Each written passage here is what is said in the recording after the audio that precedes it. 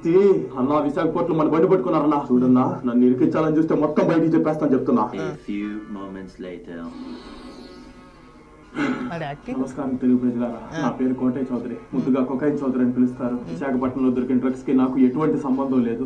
Elections కోసం డబ్బు కావాలంటే మొత్తం చంద్రబాబు నాయుడు గారు చెప్పినట్టే చేశాను. దొంగనాయాల పట్టాభి గారే మా బోట్ పట్టించాడు. ఆడే గూగుల్ మ్యాప్ సరిగ్గా చూపించుంటే మేము అసలు దొరికే వాళ్ళమే కాదు. ప్రజల్లో లోడ్ ఎత్తుకున్న తర్వాత నేరుగా విషప్రచారం ఇంకా వాళ్ళకి ఛాన్స్ లేదు, ఇంకా చాయిస్ లేదు, ఇంకా అయిపోయింది. ఇంకా అడ్డంగా దొరికేశారు. ఇప్పుడు 25,000 కిలోలు అంటే మాటలా చిన్న విషయం అది ఏమైనా?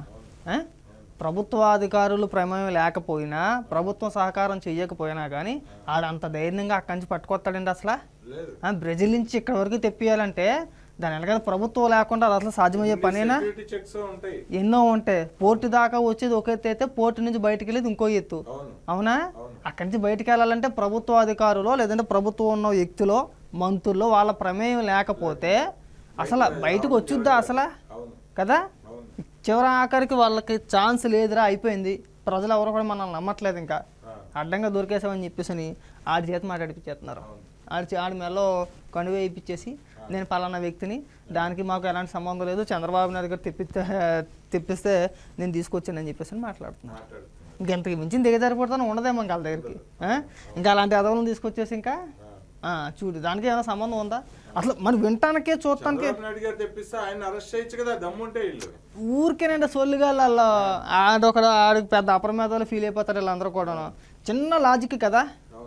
ఇప్పుడు జనరల్గా అక్కడ ఇక్కడ అరకిలో గంజాయి దొరికితేనే సంవత్సరాల తరబడి జైలు శిక్ష వేస్తారు. పెద్ద పెద్ద కేసులు, జీవితాలు కొలాప్స్ అయిపోతాయి. అలా 10 గ్రాములు దొరికితే సరే జీవితం నాశనం అయిపోయినట్టే. అలాంటిది 25,000 కిలోలు డ్రగ్స్ అక్కడి నుంచి తీసుకొస్తున్నారంటే వాళ్ళకి ఎంత ధైర్యం ఉండాలి? ప్రభుత్వం అండ లేకుండా సాధ్యమయ్యే పనేనా? అది సాధ్యమయ్యే పనేనా?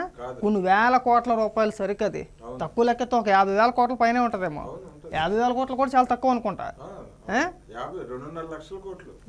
మరి సంజయ్ ఎక్స్పోర్ట్, అది ఆక్వా ఎక్స్పోర్ట్ ఉంది కదా కంపెనీ, దాని టర్న్ ఓవర్ ఎంత? అంత స్తోమత లేదు. స్తోమత లేని కంపెనీ అన్ని వేల కోట్ల రూపాయలు పెట్టి 25,000 కిలోల డ్రగ్స్ కొనిందంటే అసలు నమ్మసక్యమేనా? అసలు నమ్మొచ్చా? కదా. ఇక్కడ క్లియర్గా దొరికేసిన తర్వాత కూడా వీళ్ళు విష ప్రచారాలు వీళ్ళు ఆ యదం తీసుకొచ్చేసి మాట్లాడిపిస్తారు. అంతకుముందు చేసేది ఏం లేదు. ఆడి పక్క పేటీఎం కూలియాడు. వాళ్ళ పని అంతా ఒకటేనండి. ఎన్నికల దగ్గరకు వచ్చినప్పుడు ఏదో ఒక విష ప్రచారం చేయాలి. అసలు ముందు మొదలెట్టింది వాళ్ళ కదా. ఆ విష ప్రచారం ముందు మొదలుపెట్టింది వాళ్ళ కదా. ఇగో ఇప్పుడు ఇలాంటి సమయంలో కూడా వాళ్ళని తీసుకొస్తారు. వాళ్ళకి వేరే ఆప్షన్ లేదు.